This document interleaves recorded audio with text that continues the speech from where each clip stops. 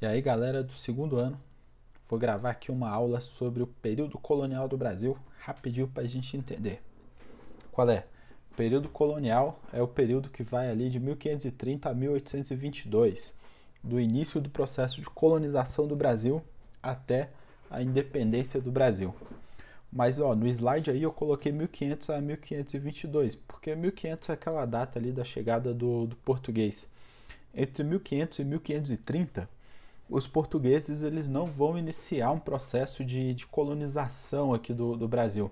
Eles vão passar esse período comercializando o pau-brasil com os povos indígenas, num processo ali de trocas comerciais, de escambo. Então, os indígenas não vão ser escravizados nesse primeiro contato ali com o português. Não. O que vai acontecer são negociações, trocas comerciais. Como a gente já estudou, os indígenas vão ser muito importantes, inclusive, para socorrer esse português que muitas vezes chegava doente aqui do outro lado do oceano. E aí, o indígena ele trocava com os portugueses o pau-brasil por todo tipo de produto que ele trazia da Europa, de tecido, qualquer quinquilharia. A gente tem no nosso imaginário o espelho, né? Trazia mar machado lá da Europa para o indígena derrubar mais árvore, pá. Então, a princípio, entre 1500 e 1530, o produto de exploração do português aqui vai ser o pau-brasil. A partir de 1530, tem início as primeiras plantações de cana-de-açúcar aqui no território brasileiro. Se liga, esse mapa aqui mostra pra gente a diversidade de etnias que existiam aqui no território quando o português chegou. Então, era um território totalmente habitado por nações indígenas. Até o momento da cana-de-açúcar, esse indígena ele não vai ser escravizado. Mas ali na década de 1530, mais ou menos 1534, por aí, quando tem início a plantação de cana-de-açúcar aqui no Brasil, esses indígenas eles vão ser escravizados. Vão ser levados à força para trabalhar nas fazendas de cana-de-açúcar. Pô, mas por que isso, né? Antes a gente precisa entender também a questão das capitanias hereditárias. Durante aí essa década de 1530, o rei de Portugal, Dom João III, ele vai dividir o território que pertencia a Portugal em faixas de terra e vai conceder a exploração dessas faixas de terra a capitães donatários, que eram nobres portugueses que deveriam explorar financeiramente esses territórios. Dá uma olhada. O Brasil aí da capitania hereditária é o Brasil do Tratado de Tordesilhas ainda, ó. É aquele Brasil que é praticamente o Nordeste e o Sudeste brasileiro, né? Um pedacinho do Centro-Oeste também. Esse território ele foi dividido ainda no final do século XV, lá entre Portugal e Espanha, no Tratado de Tordesilhas. Então o Brasil, até esse momento, é isso daqui, ó, é esse pedacinho aí. Então, essas capitanias hereditárias que a gente está vendo aí, para começar, não deu certo, né? Fracassou, só funcionou Pernambuco e São Vicente. Os capitães donatários, que eram os caras que recebiam o direito de explorar essas capitanias hereditárias, eles tinham o direito também de escravizar a população indígena que estava ali dentro desse território. Então, com as capitanias hereditárias, com esse início da exploração da cana-de-açúcar, início da colonização de fato portuguesa aqui do Brasil, os indígenas passam a sofrer com a escravidão. E um outro motivo é porque a plantação de cana-de-açúcar demanda de mão de obra. É preciso mão de obra para plantar açúcar, aquelas fazendas gigantescas e tal, para produzir a cana-de-açúcar. E o português não queria vir aqui para trabalhar, né, cara? Ele queria ficar, tipo, vir aqui para ficar rico. E a mão de obra que vai ser utilizada, a princípio, vai ser a mão de obra indígena, mão de obra escravizada. E logo também vai se trazer o africano escravizado para trabalhar aqui na plantação de cana-de-açúcar. A gente não vai se aprofundar nessa questão da escravidão africana, apesar de ser um tema muito importante, mas é um assunto aí para as nossas próximas aulas. A ideia aqui é dar foco na questão indígena, porque a gente está falando sobre cultura e religiosidade indígena nesse nosso projetinho, então a gente vai falar por enquanto apenas sobre a questão indígena. E aí, para não ficar grande também a aula, deixa eu ver o que mais que tem aqui para a gente ver. Sim. Os portugueses, a princípio, durante esse processo de plantação de cana-de-açúcar, eles vão ocupar essa parte aqui do litoral brasileiro. Eles vão se mover pela costa brasileira como caranguejos, né? Andando de lado. eles não vão ter uma ocupação consistente aí do interior do território brasileiro. Isso porque ficava mais fácil para mandar embora a cana-de-açúcar, né? O comércio todo era voltado para o exterior, ficava mais fácil de vender aí esse produto, né? E tem toda a questão também de que não havia sentido ainda para ir em direção ao interior do território. Não havia ainda consciência de que havia ouro aí no interior. Só que tudo vai mudar por causa das invasões holandesas que vão ocorrer aí no Brasil durante o século XVII. O que vai ser essas invasões holandesas? Em 1580, o rei de Portugal vai morrer sem deixar herdeiros. E aí o rei da Espanha, que era o Filipe II, ele vai passar a exercer domínio sobre Portugal. Então vai passar a exercer domínio também sobre a região brasileira, sobre todos os domínios portugueses aí no mundo. Com isso, é como se a Espanha tivesse mandado aí no Brasil nesse período que a gente chama de União Ibérica, quando Portugal e Espanha se uniram sob domínio da Espanha e a Espanha ficou mandando aqui no Brasil. Só que os holandeses, eles vão ser tratados com a Espanha. E aí o que eles vão fazer? Eles vão invadir o Nordeste brasileiro nesse período aí que ele estava sob domínio espanhol. A gente chama isso aí de invasões holandesas.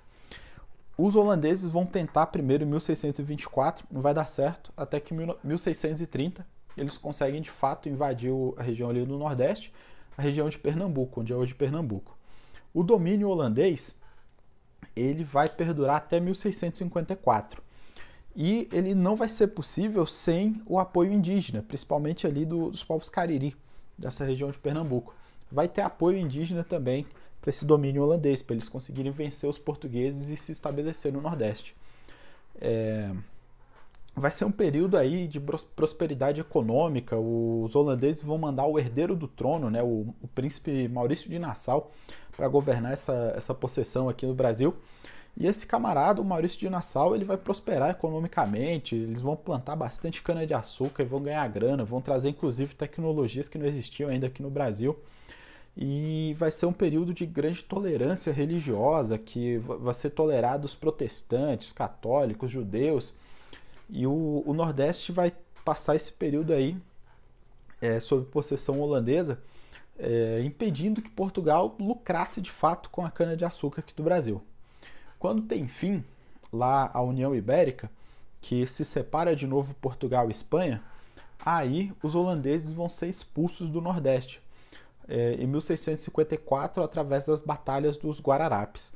Só que o que os holandeses vão fazer? Eles vão plantar açúcar nas Antilhas. As Antilhas eram umas ilhas aqui no Caribe, nas Américas, e aí eles vão quebrar o mercado de açúcar do português. E também vão atrapalhar a chegada de africanos escravizados. Então, o mercado de açúcar do português aqui no Brasil, depois da saída dos holandeses, vai continuar quebrado. Assim, os portugueses vão estar numa situação financeira ruim. E por isso, vão acontecer as bandeiras, através das figuras dos bandeirantes. O que foi isso? Dá uma olhada nesse mapa. Essas setas, essas linhas coloridas que a gente está vendo aí no mapa, são as bandeiras, que eram expedições militares, mas financiadas pelo próprio bandeirante, que é sempre um paulista, quase sempre um paulista, que é um cara que tem ali algum poder econômico para financiar essas bandeiras. Essas bandeiras vão ter 3 objetivos principais, que é capturar indígenas para serem escravizados, porque estava faltando mão de obra africana, procurar ouro e também acabar com revoltas de indígenas ou de africanos fugidos. Vão ser os bandeirantes, por exemplo, que vão acabar lá com o Quilombo dos Palmares, mais à frente aí do século XVIII. E aí, esses bandeirantes eles vão ser responsáveis por encontrar ouro no finalzinho do século XVII em Minas Gerais, também na região de Goiás e em Mato Grosso. E para os povos indígenas, a ação desses bandeirantes ela vai ser violenta, invasiva, vai ser horrível, né, para os povos indígenas. Dá uma olhada nesse quadro aqui, ó. Esse quadro mostra aí o Bartolomeu Bueno, que foi apelidado pelos indígenas de Anhanguera. O Anhanguera, o Bartolomeu Bueno, ele vai ser um camarada que vai ganhar esse apelido porque ele vai conseguir convencer os indígenas que ele seria capaz de botar fogo nos rios. Isso daqui, ó, é um batel de cachaça. É uma bateia, aliás, que é usada para mineração. Ele vai colocar cachaça, vai botar fogo e vai botar ali no leito do rio. E vai dizer para os indígenas que ele ia botar fogo no rio se os indígenas não se rendessem, não mostrassem onde é que estava o ouro. Então, por isso ele vai ganhar esse apelido de Anhanguera, que era o Diabo Velho. Só que o Bartolomeu Bueno, pai, ele não vai encontrar ouro. Quem vai encontrar vai ser o filho dele, o Bartolomeu Bueno Filho, que também tinha o apelido de Anhanguera, só que era o filho. E vai encontrar ouro na região do Goiás. Inclusive, a região do Goiás tem esse nome por causa dos indígenas goianazes, né? Guaianazes, goiáses. E vai ser assim, apesar deles terem entrado para a história como heróis, como desbravadores, como responsáveis por tomar o território que pertencia aos espanhóis e tornar o Brasil do tamanho que é hoje, os bandeirantes, eles, para os povos indígenas, eles são destruidores, né? São os caras que capturaram indígenas, que mataram os indígenas, que tomaram o território. Então eles fizeram muito mal para os povos indígenas do Brasil. Apesar de ter monumento em São Paulo, ter estátua, ter nome de rua com o nome desses caras, né? Eles vão ser, na verdade, grandes vilões para as nações indígenas brasileiras. E, poxa, sempre que se descobria ouro, brotava ali na mina de ouro, próximo ao ouro, cidades, né? E essas cidades, esse ouro, muitas vezes era em território indígena, sempre havia povos indígenas ali por perto, e a relação com esses portugueses que estavam indo ali para explorar ouro era sempre conflituosa, né? Era sempre violenta. O ouro ele também vai ser explorado principalmente por mão de obra escravizada africana, mas essa relação aí das minas de ouro com os povos indígenas, ela vai ser muito ruim também para os povos indígenas. Que vem tudo, né? Vem a violência, a doença, a ocupação dos territórios, né? O crescimento das cidades e pá. E aí, os bandeirantes, eles também vão fazer uma ação que era muito ruim, muito prejudicial, que é o assalto às missões jesuíticas. O que é isso? Os jesuítas, eles são uma ordem religiosa católica que tinha o objetivo de catequizar os povos indígenas, no caso não só do Brasil, mas vamos falar aqui do caso do Brasil. Para a Igreja Católica, o indígena ele tinha alma, então ele merecia ser salvo, ele precisava ser catequizado. Os religiosos jesuítas, a princípio, eles tinham dificuldade de catequizar o indígena adulto, porque o indígena adulto já tinha sua religiosidade, já tinha sua relação com o território, conhecia muito bem a mata e conseguia fugir e se refugiar na mata. Então, o que os jesuítas vão fazer? Vão montar vilas, missões, e vão levar para essas missões, principalmente crianças indígenas, que ali vão ser educadas conforme a fé católica, conforme a tradição europeia, vão aprender o trabalho, né, o regime de trabalho europeu, e ali vão perder sua cultura. Vão esquecer, ou melhor, não vão aprender a viver na mata e vão ter um estilo de vida mais parecido com o europeu. Com isso, vários povos indígenas vão perder as suas características, né? E essas missões jesuítas, elas vão começar a ser rentáveis financeiramente. Esses indígenas vão trabalhar ali dentro das missões, vão produzir riqueza, né? Através de plantação, através de buscar no mato, guaraná, outros tipos de produtos que valiam alguma coisa. E aí, o que o bandeirante vai fazer também ali entre os séculos 17 e 18? Vai assaltar as missões jesuítas. Vai levar como prisioneiros esses indígenas para eles serem escravizados, vai tomar o que tiver de valor.